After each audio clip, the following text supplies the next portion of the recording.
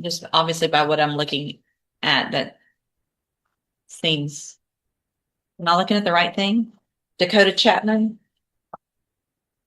the first violation is that he committed the offense of murder? That has been That abandoned. was done, Judge. Yeah, definitely. Okay, I'm sorry. thank Maybe you. we should have started with that. We're just gonna go to safety and, No, okay. That So, was done in December.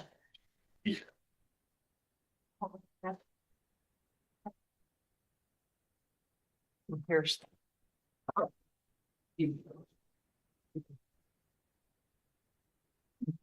um, let's do this. I'd like to go ahead and go through the motions, get pleas of true or not true to the remaining counts. And then obviously if you guys have an agreement, we'll look at that, but I think I want to go through and have those pleas on here. And that came at the recommendation of his supervisor, who Okay. I'm sure has much more information for the court as well. That's good. Thank you.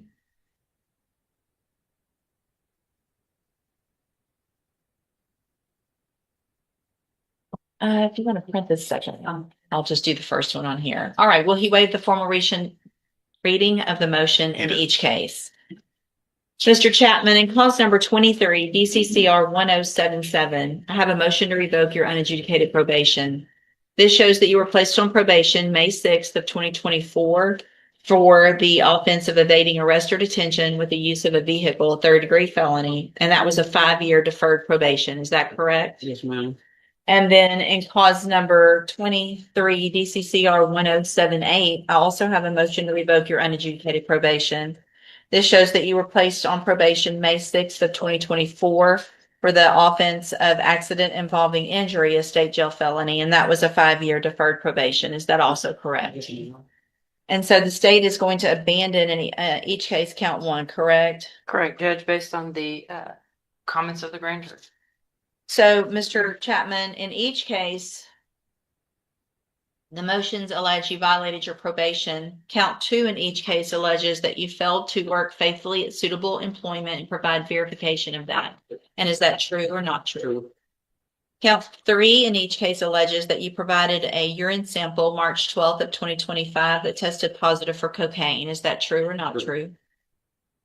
Count 4 alleges that you provided a sample September 3rd of 2025 that tested positive for methamphetamines and amphetamines. Is that true? True. Count 5 in each case alleges that you admitted to your probation officer to using the illegal drug ecstasy December 3rd of 2025. Is that true or not true? I'm sorry. Count 6 alleges in each case that you were at a location other than your residence at approximately 1:53 a.m. December 21st of 2025. And is that true or not true? True. Count 7 in each case alleges that you failed to successfully complete the defensive driving course as ordered. Is that true or not true? True. Count 8 in each case alleges that you were behind in your court assessed fees. And is that true or not true? True. Did you enter your pleas of true in each case to counts 2 through 8 freely and voluntarily? And did you plead true to those counts because they're actually true? So it's my understanding, Mr. Chapman, that the recommendation is that I continue your probation and order you to enter and successfully complete the special needs safe P. Is that your understanding? Yes. Is there any reason to get any type of pre-sentence report or update? Only at the court's discretion, Judge. The officer, Ms. Valier, has already prepared for the court the continuation and modification of that special condition that the court would like that to be signed off on today. Otherwise, I'm sure she'd be happy to do a quick update. If it's her recommendation, we'll just go ahead and go forward. I think that was, I'm sorry to interrupt, I think that was done prior to count 1 that we see, which obviously caught everyone's attention and just took that immediately off the table. But Right. since that was no build, I think that's when she finds herself back in the same position. So, Mr. Chapman, you're getting your second chance today. Yes, ma'am. There's not going to be a third. Okay. You need to take advantage of this. I don't know what happened.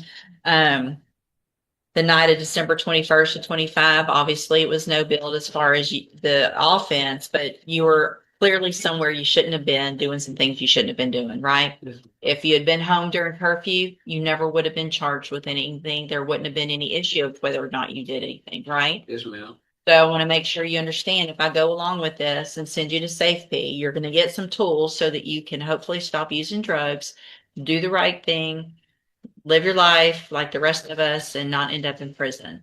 Do you understand all that? Yes, ma'am. All right. So at this time in each of your cases,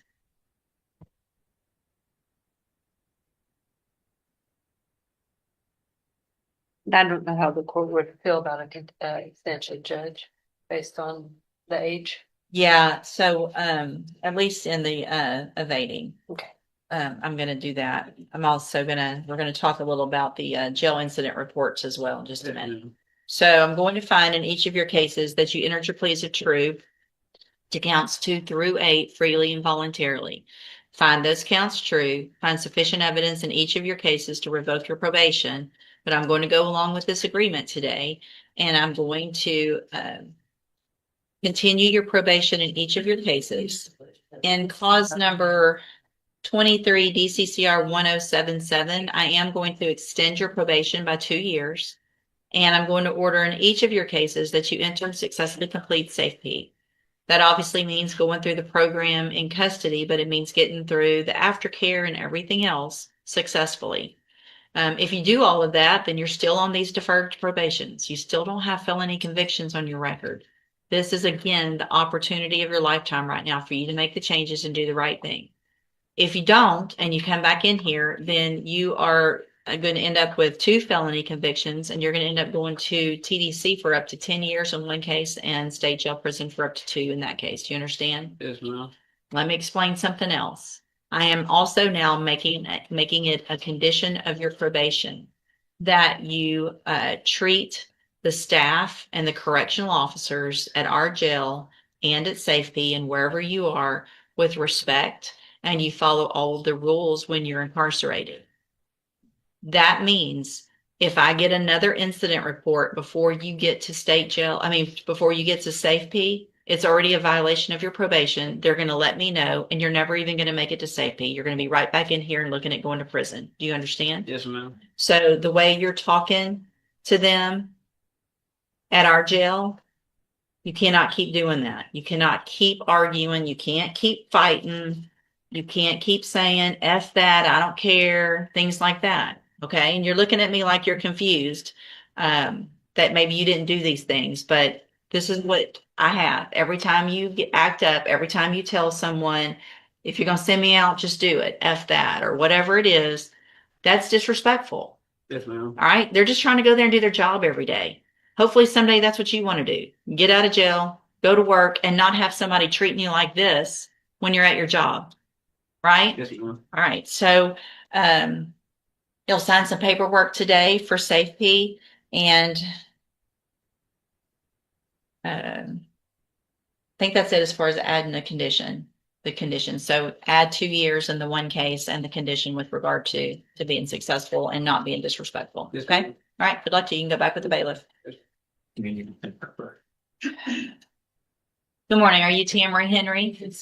And Mr. Parker, will your client waive the formal reading of the motions in each case? Yes, and they're both the same charge and the same violations, Judge. Thank you. Ms. Henry, in clause number 14-19449, I have a motion to revoke your unadjudicated probation. Shows that you were placed on probation January 4th of 2016 for the offense of aggravated robbery, a first-degree felony, and that was a 10-year deferred probation. Is that correct? Yes, ma'am. And then in clause number 14-19-624, I also have a motion to revoke your unadjudicated probation. It shows you were placed on probation January 4th of 2016 for aggravated robbery also, and that was also a 10-year deferred probation. Is that correct? Yes, ma'am. Each of these motions allege that you have violated your probation. Count 1 in each motion alleges that you committed the new offense of theft of property on September 24th, 2024 in Fort Bend County. And is that true or not true? True. Count 2 in each case alleges that you failed to work faithfully at suitable employment and provide verification of that. Is that true or not true? Count 3 alleges that you provided a urine sample October 19th of 2021 that tested positive for marijuana in Harris County. Is that true or not true? Count 4 alleges that you provided a urine sample November 30th of 2021 that tested positive for marijuana. Is that true or not true? True. Count 5 alleges that you provided a urine sample that tested positive for marijuana March 14th of 2022. And is that true or not true? Judge, if it's all right with the court, we can stop there since we have an agreement.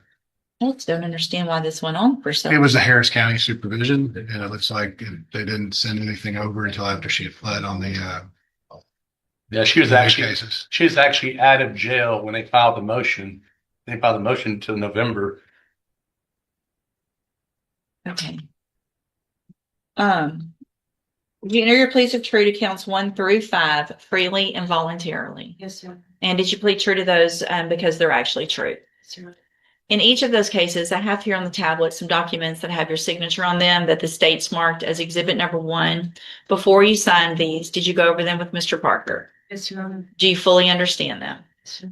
And do you understand if I follow the agreements that you've made with the district attorney that you will be waiving or giving up any right to appeal? Yes, Your Honor. State tenders number 1 in each case. No objection. It's admitted in each case. Is there any evidence that Ms. Henry is not competent? No, Your Honor. All right, Ms. Henry, in each of your cases, I'm going to find that you entered your pleas of true to counts 1 through 5 freely and voluntarily. Find those counts true. Find sufficient evidence in each case to find you guilty. And at this time, in cause number 14-19-449, find you guilty of aggravated robbery. Sentence you in accordance with your agreement to a term of 5 years in the institutional division of the Texas Department of Corrections. You will receive credit on that sentence for any time that you've been in custody that the law gives you the right to receive. There will be an affirmative finding of a deadly weapon in that case. And then in cause number 14-19-624, also find sufficient evidence to find you guilty, and at this time find you guilty of aggravated robbery. Sentence you in accordance with your agreement to a term of 5 years in the institutional division of the Texas Department of Corrections. You will also receive credit on that sentence for any time that you've been in custody that the law gives you the right to receive. There will be an affirmative finding of a deadly weapon in that case also. These cases will run concurrently, which means together at the same time. I've handed you the trial court certification in each of those cases that shows that these were agreements that I followed, and so you have waived your right to appeal. I also handed you a written admonishment regarding your ineligibility to possess a firearm or ammunition. Because of the judgments entered against you, you're ineligible under Texas law to possess a firearm or ammunition. Possession of a firearm or ammunition could lead to charges against you. If you have any questions about the laws that make you ineligible to possess a firearm or ammunition, or about how long that lasts, you can talk with Mr. Parker. All right, good luck to you, ma'am. You can go back with the bailiff. Thank you, Your Honor.